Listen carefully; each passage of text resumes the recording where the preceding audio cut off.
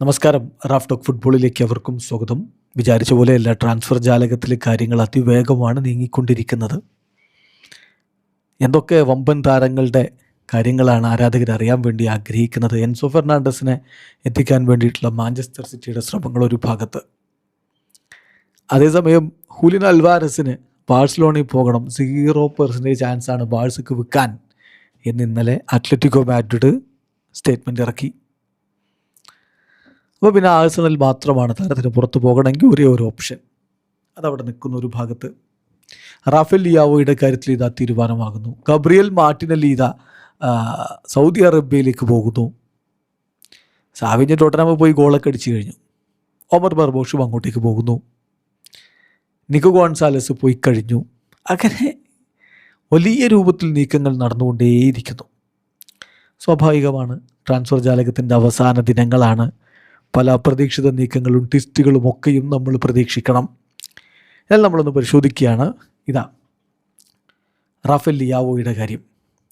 Club to club agreement എത്തിക്കഴിഞ്ഞു. AC മിലാനും ഗലാറ്റസറായും തമ്മിൽ verbal എഗ്രിമെൻറ്റിൽ എത്തിക്കഴിഞ്ഞു. പാക്കേജ് എന്ന് പറഞ്ഞാൽ 45 മില്യൺ യൂറോ AC മിലാന് ലഭിക്കും, പ്ലസ് ആഡ് ഓൺസ്. ഏതായാലും ബാക്കി ചർച്ചകൾ ഇന്നും തുടരും. ഇനി തീരുമാനമെടുക്കേണ്ടത് റാഫേൽ ലിയാവോയാണ്.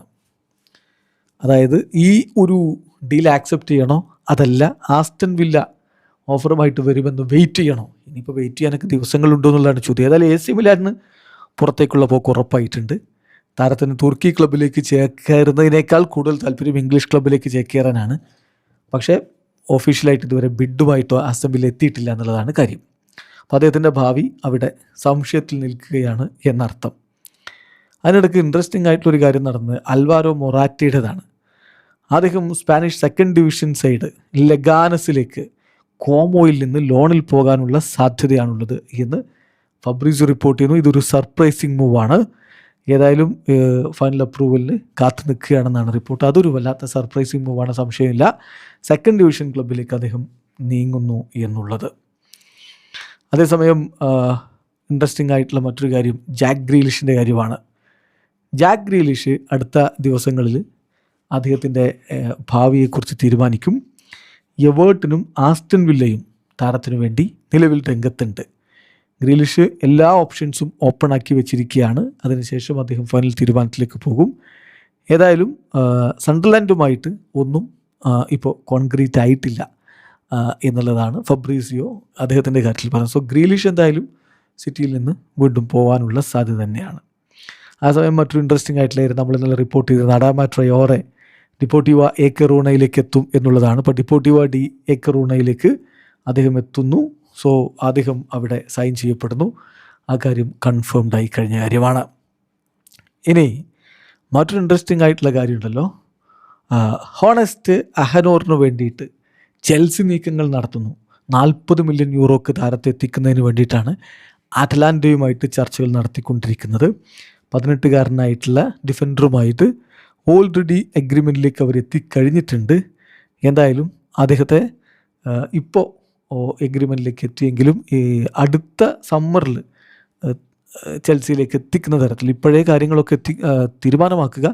അടുത്ത സമ്മറിൽ താരത്തെ വളർത്തിക്കൊണ്ടുവന്ന് കളിപ്പിക്കുക എന്നുള്ളൊരു പ്ലാനിലാണ് ചെൽസി എന്നാണ് ലഭ്യമാവുന്ന വിവരങ്ങൾ.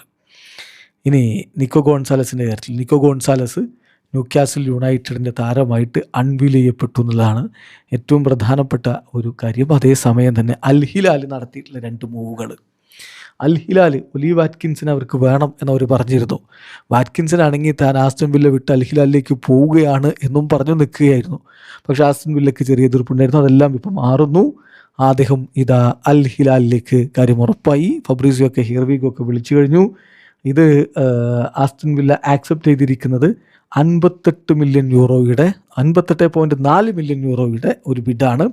കൂടാതെ 2 മില്യൺ യൂറോയുടെ ആഡ് ഓണും ഉണ്ടാകും. സോ ആസ്റ്റൺ വില്ലയിൽ നിന്ന് അദ്ദേഹം ഇതാ അൽ ഹിലാലിലേക്ക് പോകുന്നു. അൽ ഹിലാൽ അവിടെ കൊണ്ട് നിർത്തിയിട്ടില്ല.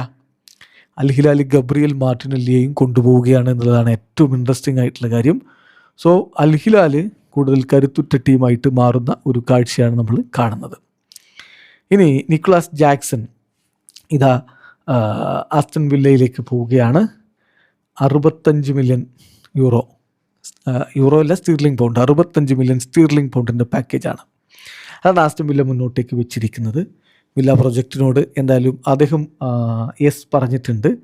ഉനായി എംറിക്കും താരത്തെ എത്തിക്കണം. എന്തായാലും അധികം വൈകാതെ തന്നെ അദ്ദേഹം ക്ലബിനോടൊപ്പം ചേരുകയാണ് എന്ന കാര്യം ഉറപ്പായി കഴിഞ്ഞിരിക്കുന്നു. ഏതായാലും വളരെ ഇൻട്രസ്റ്റിംഗ് ആയിട്ടുള്ള രൂപത്തിലുള്ള നീക്കങ്ങൾ അവിടെ നടന്നുകൊണ്ടിരിക്കുകയാണ്. ഇനി ആരാധകർ ഏറെ ആകാംക്ഷയോട് കൂടിയിട്ട് നോക്കുന്നൊരു കാര്യം ഹുലിയൻ അൽവാരസിൻ്റെ കാര്യം എന്താണെന്നുള്ളതാണ്. ഹുലിയൻ അൽവാരസിൻ്റെ കാര്യത്തിൽ ഇന്നലെ ഒരു അവസാനവട്ട ശ്രമം എന്ന വണ്ണമാവണം ജോയൽ ലാപ്പോർട്ട ചില കാര്യങ്ങൾ പറഞ്ഞു. ഹുലിയൻ അൽവാരസിനെ അത്ലറ്റിക്കോ വിൽക്കാൻ റെഡിയാണ് എന്ന് ഞങ്ങൾ അറിഞ്ഞിട്ടുണ്ട്, ഞങ്ങൾ അദ്ദേഹത്തെ വാങ്ങാൻ റെഡിയാണെന്ന് പറയുന്നുണ്ട്.